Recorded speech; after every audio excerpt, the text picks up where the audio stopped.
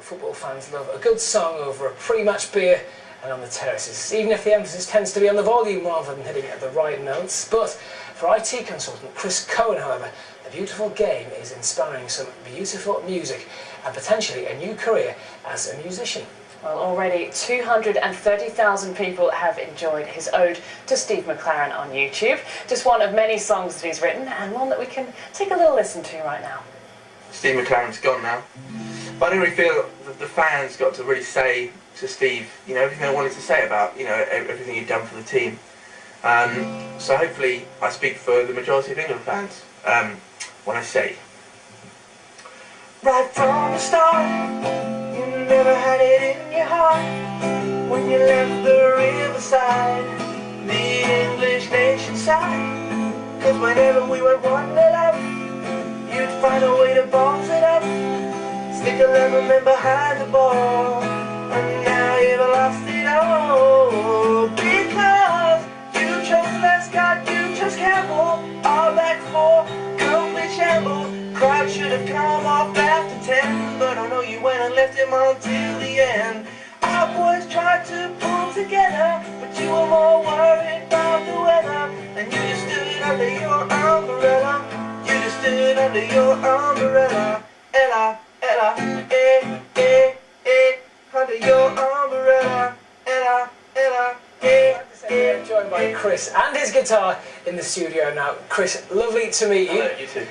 Chris, tell us, how did you start doing this? Well, it's bizarre. I never really wrote them for 230,000 people to watch. I just did it for a few friends who obviously weren't McClaren fans. And yeah, YouTube featured it about 2 or 3 days after it had been up there, and the rest is sort of history, doing albums now and all sorts.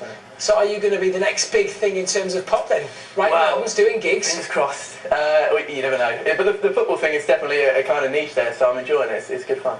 Well, this has all changed really quickly. You still have your day job, of course, don't you? Yes, yeah, well, actually knocked that on the head sort of last week just to try and concentrate on this. But yeah, so the IT thing's been put aside now. But, so you quit and told them you're going to be a pop star? That's right, yeah. It's the dream, yeah. But whether that's true or not, we shall see. But no, it's good fun.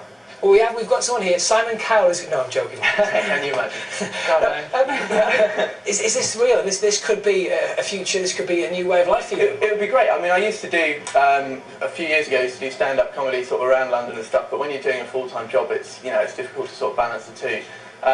But while this is, sort of taken off and people are sort of appreciating it, it's worth a go, so we'll hope to see what happens with it. Well, let's talk about the sporting figures then that are in your repertoire. Who have you got songs on? Well, there's been a number of songs. We did some stuff for Big Sam before he left, and we've had one for Ronaldo, bits and pieces, and Peter Crouch, and Fabio, the new man at the helm for England. So yeah, there's been a few that we've knocked out. So. And what inspires you to write? Do you just look at somebody and is it almost kind of a mocking, or is it someone if you inspired by them? To be fair, I try not to do anything that sort of mocks anyone. It might be friendly sort of banter, but I don't want to alienate whole sets of fans and stuff. So it's just basically just amusing stories that I see in the paper and stuff that sort of I think could go with a song, or huge sporting disasters thanks to McClaren knocking us out of England, that sort of thing. So yeah. What's the fan response been like to you? It's been incredible. Like I say, 230,000, nearly a 250,000 views on YouTube, and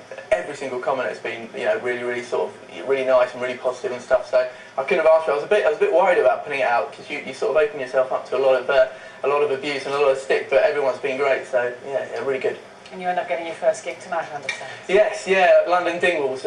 Yeah, so that's going to be intriguing. But yeah, no, looking forward to it. And, give it a proper plug. Where is it? What time? It's at 7:30, doors open. London Dingwalls in Camden, and also we've got an album that's coming out in February, which you can go to chriscohenmusic.com and sign up for all that. So. Well, I tell you what, for anyone who's thinking about going along to watch tonight, you've got the guitar here. Show us your stuff. Okay, let's hear your stuff. A little song for Peter Crouch. When I was younger, life was so cruel, I couldn't even fit in my own paddling pool. And when I went to the park, other kids would laugh at me, and I'd always be the one to get their footballs down from trees. I was just too tall, I was just too tall, I was just too tall, it's true. But I swore one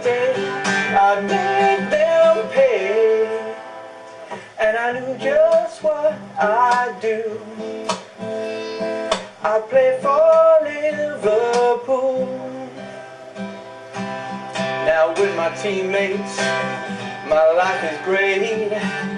They all drive sports cars with private number plates, and I wanted a Ferrari or a Lamborghini too. But the only way I can drive them is when I open the sunroof. I'm just too tall, I'm just too tall, I'm just too tall, it's true. But I swore one day I'd make them pay, and I knew just what I'd do. That's why I play for Liverpool. Thank you very You much. hear louder claps than that. Thank you. Like your gig tonight, I'm sure Thank that's you very awesome. much. Has Peter Crouch heard this? Do you know? Has he? I don't know. The big man hasn't been in touch, but I'm sure he'd like it. Sure. I bet he will. Absolutely fantastic. Thank you very much. Good luck tonight. Thank you very much for coming in. Really enjoyed it. Pleasure. Thanks for having me.